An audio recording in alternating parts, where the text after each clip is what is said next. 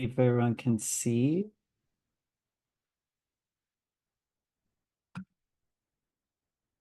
And can I go ahead and start? Okay. Cool. Hi, so I'm Jesse. Today I'm going to give a talk about proof of concept that I've been thinking about for a while. My recent work focuses on people's beliefs about the origin of SARS-CoV-2. And in this process, working on this, I became interested in how we measure attitudes and beliefs. So I want to start off with an example that I think nicely illustrates a problem that people might be familiar with. So let's say you're interested in developing some statements to measure people's attitudes about the origin of SARS-CoV-2. Well, where do you start? And we're often told, oh, you should look at the literature and see how people have developed items. So I think you have one case where, something that's a bit standard of like a Likert type rating response. So the first one here says like, to what extent do you believe the coronavirus originated animals and jumped to humans versus originated in a laboratory in China? And you can see, like one, two, three, four, five, six, seven kind of responses. And then as you review other kinds of papers, you slowly begin to realize that, this person asks, this way in terms of you must sum by 100. And that person uses a slider scale from 0 to 1. Sometimes you can only pick two options. And then sometimes it's a select all that applies. And then here are these statements that you have. And I think you could quickly see how, at least to me, it can seem a little bit like a Wild West in terms of like there are so many items, there's so many ways that people ask them, and also how they're expected to respond to them. And sometimes the wordings can differ between these kinds of statements. And like in the case of a laboratory, sometimes it references only research lab, sometimes it references Wuhan, or sometimes it can reference something related to biological warfare. And in creating all these different items, it seems like a lot of effort to make all this and then to only spend this time creating all of them. And at best, they're probably used once or twice when it comes to these item statements or psychological measures. And you can imagine something where it's like at best they're used once, and then some items get to be used more often, and they're more cited in literature. And you can imagine something similar to COVID, where these items are used once or twice, and then they get to be used multiple times if they're probably the first ones that are used. And I think given these problems, if people want to use, say, rating items or survey items, then to me, it seems sensible to develop a database that collates these existing statements and measures. And what I want to give is a proof of concept that I've been working on. So this is something that I have been drafting as like a database for what it could look like. So you can see that there are some dimensions that are like the title, the item statement, the category, response option, scale use, some info about that. And the most important part being the item statement. So you can see how for each item statement, each article kind of references it in different ways. And then as I start coding this, you can see how it becomes very much bigger in scope. And by the time I drafted this, like I almost have 1,000 rows of like different item statements from different papers. So to me, I see this as a work in progress, but I see some future directions for this. So one can be creating a Shiny app to create a searchable database. Uh, for me, this was very much largely inspired by the retraction watch database, where other people were able to contribute, which articles have been retracted, and then people can see, which ones have been updated or others can contribute. So I kind of see this as an open source where people can contribute and see how use the database as they see fit. And in one way, I see this as kind of building a text corpus where you can see how these items are used in survey research, and you can kind of get a sense of what has been asked and how these statements have been organized. And I want to end this with some food for thought about how this database can change our practice. So in other words, how can you just use this database if it existed? And I think some immediate benefits can include the efficacy in saving time between collating different items, between what you see, what's missing, whether someone has translated the items or not. Uh, in some cases, I think being able to see lesser works out there and crediting people is great in the sense of that certain measures, as you saw, are used more often than others. And these items may be used once or twice. So it's nice to see what has been done or what has been published already. And I think this can also lead to further investigation of certain items. So if you're interested in certain items or statements, you can follow up with probing and seeing, oh, I would like to do more open response or asking, more qualitative interviews about these kind of topics or themes that I'm noticing with these statements. And I think a broader goal I have in mind is thinking about a database like this where it creates a sensible workflow of the data generation process in communicating how these measures were developed, where are the limits, and kind of where where did you get these items, or what were the ideas that inspired this? So I could see this as being transparent part of that process. And in a large scheme, it doesn't have to be related to COVID specifically, but I think it include other topics or using this as a way to collate items as part of the measurement process. And yeah, thank you.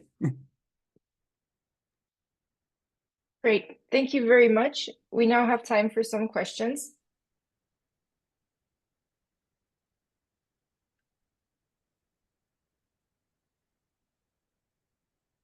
Maybe I start. We already chatted a bit about this, but I have now other questions. So first of all, do you also collect some kind of, or would you think it would be possible to incorporate the quality of these items into this program? So for example, whether test, retest reliability has been shown in other papers, or if there is some other indicators for these items. It's like one question. Second question, what about copyrights? So can you really publish all these items in open access, or has it been taken from open sources, or what about the items that are not openly available but are still interesting? So to do in this case, thank you. Yeah, these are good questions. I think for your first one, that could definitely something be embedded in terms of like, oh, I'm curious to see if others have some sort of like reliability score or some sort of like what they did for like testing this. So you could, and that would kind of, I think, feed into how other people have cited or kind of getting more metrics of like, oh, they asked these kind of populations or they used it in this way. So I think that's something that can't be doable. For your second question, that is interesting because it's it's a bit tricky because I see that there are a bunch of papers that I found where it's like open source, or it's like we have this that's more available and is for like for use that people can find. So yeah, I don't know if for something like maybe the more standard ones that have been used and like psychological testing batteries. Like I think of the, what was it called? Like the I forget the child battery one, but that one I remember it's like published and you have to like pay for usage for that. So I imagine in those instances probably that'd be limiting, but for something like this of like COVID where it's not, I feel like issues of copyright are not usually a problem. That might be okay, but that is something, yeah, to consider. I haven't thought about that. Thank you.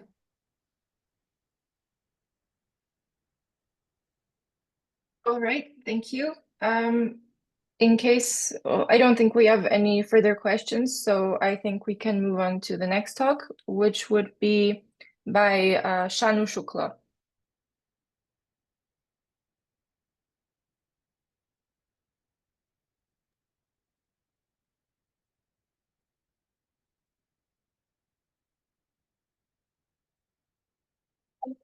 Can you see my screen? Perfect, yes. Once again, okay, wait.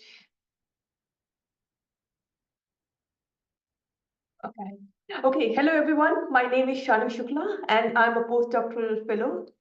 And today I'm talking on a topic selecting the right stimuli, insight from a pilot study. So as you know, in experimental or behavioral research, selecting the right stimuli is a critical step and often an underestimated one. So how we define stimuli? Stimuli are what participants actually react to, so their quality directly affects the outcome of any psychological or behavioral studies. So in this short talk, what I'm going to share my insight from a pilot study we conducted in Czech Republic, where we tested and refined social media posts designed to be either neutral or aggressive. Our goal was to ensure that these posts reliably elicited the intended responses without any confusion, bias, or unintended effects before using them in our main experiment. So what we did was we began by designing 32 social media posts in the Czech language, which intended to vary in their level of offensiveness. So how we designed this, we developed through brainstorming sessions and cognitive interviews with young people, ensuring the content was realistic and relevant. So this early qualitative step helped us understand how youth in Czech Republic interpret aggression in online context and it guided the language and tone of the post. So all these 32 posts were a mix of aggressive and neutral content. However, we knew we just couldn't rely on our intuition alone. We identified that these 32 posts are either neutral or aggressive. So we needed to pilot them. At that time, we designed the setup of our pilot study. So what we did, we used Prolific, an online research platform, to collect offensiveness ratings from Czech participants over all these 32 social media posts. So each participant rated post on a 5-point scale ranging from not at all offensive to very offensive. To avoid fatigue, what we decided was, since there were 32 posts, we split the posts into two sets of groups. In group A, we had 16 posts, group B, we had 16 posts, and randomly assigned participants to either these sets. So overall, we had participants around 115 participants data, but after cleaning the data set, we had 47 participants in group 1 and 48 in group 2, totaling around 95 responses. So what happened is this approach allows us to gather perceptions of offensiveness quickly and efficiently without overloading any one participant. Now, how we analyze this? To classify each post as neutral, ambiguous, or offensive, we used two methods. Number one was mean-based thresholding, and the other one was k-means clustering. So when I say mean-based thresholding, what we did, we calculated the average offensiveness rating per post and categorized them based on cutoffs, like less than 2.5 as neutral, greater than 3.5 as an offensive. In case of k-means clustering, we applied a clustering technique with class is equal to 3 to let the data naturally group the post into 3 different clusters, which is neutral, ambiguous, and offensive. What we found the result was, in both mean-based thresholding and in k-means clustering, in both these methods, we have equal number of classification of stimuli. And for example, in mean-based identify, we have the 70 neutral stimuli, 8 ambiguous, and 7 offensive stimuli, which is similar to k-means clustering as well. So this gave us confidence in the robustness of our selected post. So the biggest question comes in my mind, or even everyone's mind, what exactly we gained from this pilot? So number one was, stimuli must be tested, not assumed. Even though we design posts as aggressive or neutral, rating reveals unexpected variation. Some posts which we thought were aggressive were rated as only mildly offensive posts, while some neutral posts came across as an ambiguous or even provocative to participants. Number two was, so what does it mean that researchers' assumption can differ from participant perception?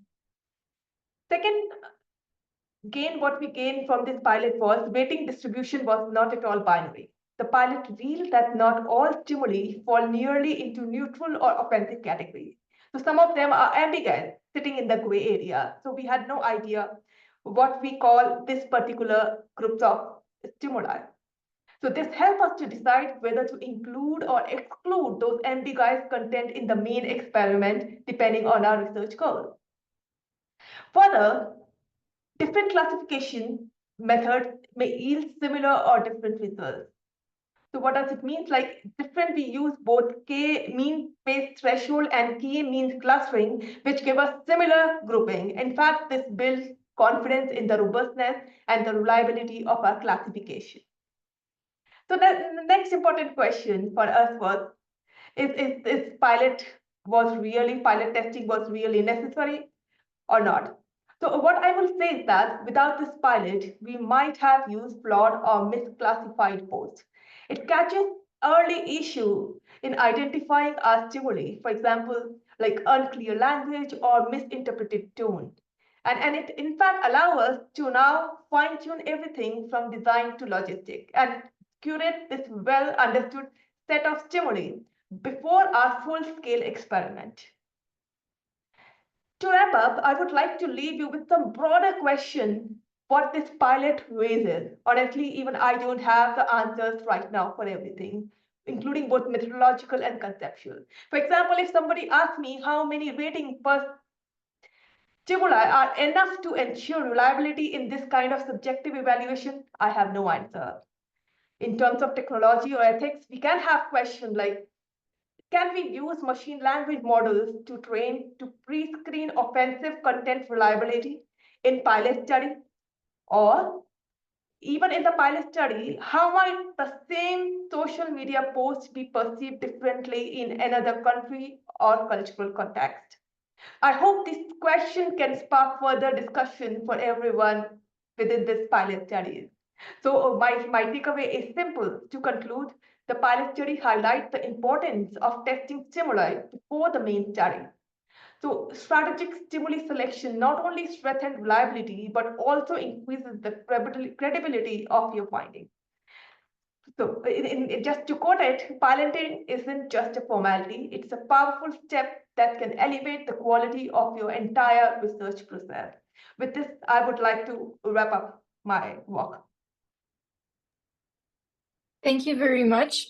We now have a bit less than 2 minutes for questions.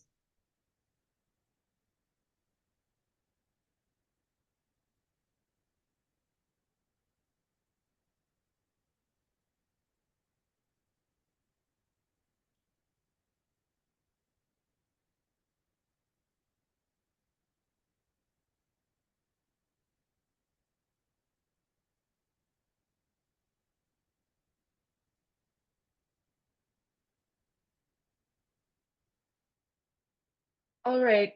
In this case, since there aren't any questions, thank you very much once again. And I think we can move on to the next talk, which would be by Bethany Hoff and Baine.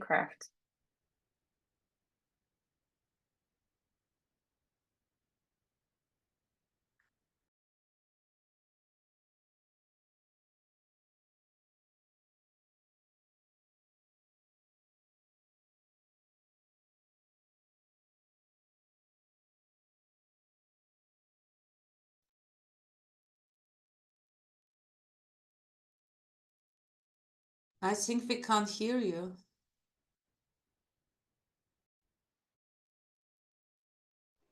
Is that any better? Yes. Okay, thank you. Okay, hi. So I am here with Dr. Kraft today to share about a club in our psychology department that was funded by a SIPS grant. So Psyched In or Out, Evaluation of Psychology Club for first-year students of color. So originally this club was developed to address a few key structural problems that we see. First, we see students of color are statistically less likely to graduate or pursue graduate school. And we see this nationally across organizations in the United States. We see factors that contribute to this are structural racism, racial microaggressions, and lack of belonging at predominantly white institutions. And our institution is considered a historically white institution. So we see a lot of these structural barriers exist. And in the late 2010s, an internal study of the psychology department was conducted, and we saw these findings were consistent at our university as well. And when the original creators of this club developed the program, they saw a lot of programs either focus on a deficit model or they take a strengths-based model. So they developed a hybrid program that looks at both deficits and strengths to emphasize both academic and personal development through support. So the Psych Peers program was developed, funded by SIPS. The goal of this program was really to enhance and support students from the retention phase all the way through to graduation, to support that transition to the university for both first-year students and transfer students. So it incorporates multiple strategies. First is peer mentoring, meeting with a peer mentor who's an older student of color twice per term. And then getting tutoring for core psychology courses, a lot of those introductory courses during that transition to university. And then finally, quarterly meetings and a winter retreat. The idea was to have one community-based meeting per term. Then finally, professional development events and guest speakers come in who are psychologists of color who can speak to the unique experiences that they will have in their future career. And I wanted to highlight as well this logo. The students actually in the program designed the idea for the logo for the program, and an art student on campus finished it. So it's something that was created by our students. So after 4 years, we've had 32 fellows, mentors, and or tutors. A lot of students who were former fellows became mentors in the program, and we're very excited to continue that on. While our university is about 65 to 70% female, the program is overrepresentative, where we have about 93% of the fellows have been female. And you can see racial ethnic background or breakdown a little bit there of the fellows we've seen so far. As far as events hosted as well, we usually have a pizza party welcome at the beginning of the year. We've had consistent panels of experts who are psychologists of color in the field coming back to speak. And then this year we've had bi-monthly guest speakers in the field of psychology come and speak with psych peers. And so this year, in preparation for this presentation, we had a program evaluation as well. So we emailed all 32 fellows, and 9 of them responded. 6 have been mentees in the program. 1 was a tutor in the program, and 2 were mentees turned tutors. And we asked first, does this program support sense of belonging and ethnic identity development? This kind of shows, we looked at a nested belonging model where we asked, do you feel you belong in the program, in the psychology department, and then at the university? And what we saw is we compared alumni. We had about 3 of the students were alumni and 6 were current students. And we saw belonging in the psychology department was highest among both groups. So something about this program might support belonging in the psychology department. We did not see belonging as high in the program itself, particularly lower for alumni. So that's something we want to explore further as we develop the program. And we saw that it was a little bit lower at the university too. But interestingly, among current students, belonging in the program was also higher than at the overall university.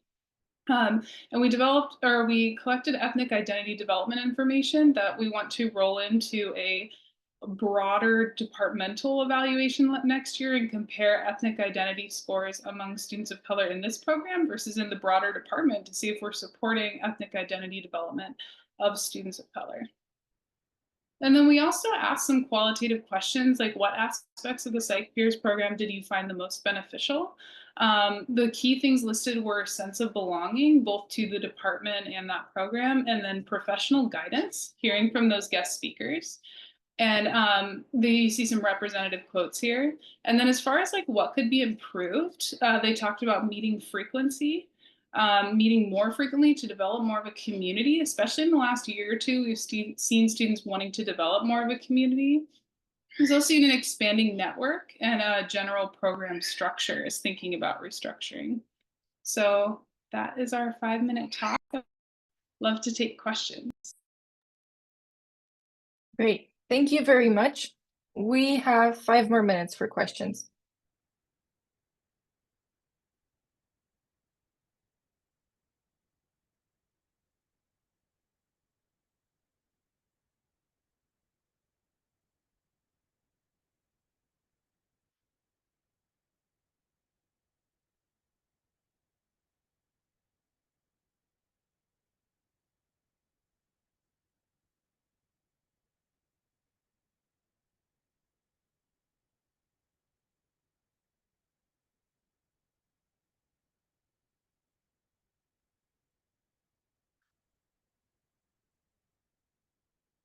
There seems to be someone having a question. Yes. Hi, Bethany. Thank you for your talk. I was just wondering, in the second last slide, there was a question from the psych peers, which says that they wanted to meet guest speakers who are not from the academia or the researchers. So I'm just curious, why this so? Is it because of some career opportunities, or like why they wanted to hear someone not from the academia? Yeah, so this quote right here, right? Yes, yes. Yes, I know. I found that fascinating. We have done these bi-monthly guest speakers this year, and they've predominantly been professors because it's been hard getting guest speakers to come to campus who have time in the middle of a workday to come and speak. And so I think a lot of the students are very curious about what can I do with my degree with a bachelor's? What can I do with a master's without going to a full PhD, who are interested in the applied piece? And so they're craving hearing from those professionals in the field. And so especially some of the students who want to get their master's degree and go right into working have been asking, hey, can we have some guest speakers who can tell us the applied piece? So yeah, that's a really good catch. Thanks, Shanu. I also just wanted to plug, we also are doing a hackathon tomorrow because what we've seen is participation in the program for students who are involved who really appreciate it. But program like participation has been going down in numbers. So the hackathon is how do we recruit and retain more students? So just plugging that, Dr. Kraft will lead that tomorrow.